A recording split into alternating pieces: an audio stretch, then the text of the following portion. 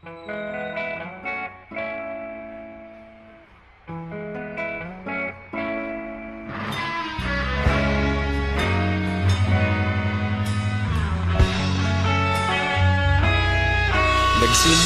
ang lahat sa eskwela, nagsama-samang 12, sa kalokohan at sa tuksuhan, hindi maawat sa isa't isa. Madalas ang standby sa cafeteria, isang barkada na kay saya. Laging may hawak-hawak na gitara, konting udyok lamang kakanta na.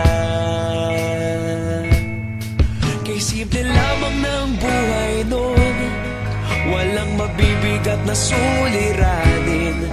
Problema lamang laging kulang ang datong. Sana napunta ang panahon?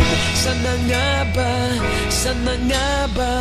Sana napunta ang panahon? Sana nga ba? Sana nga ba?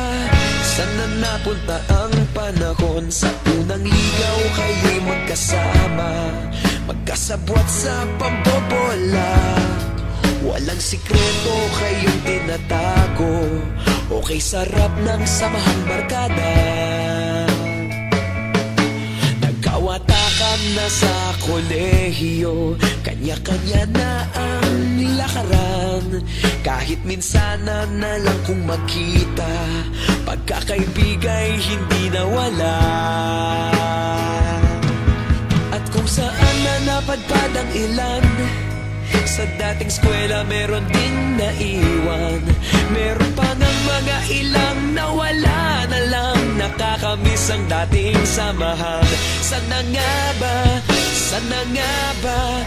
Sana nga bang barkada ngayon? Sana nga ba? Sana nga ba? Sana nga bang barkada ngayon?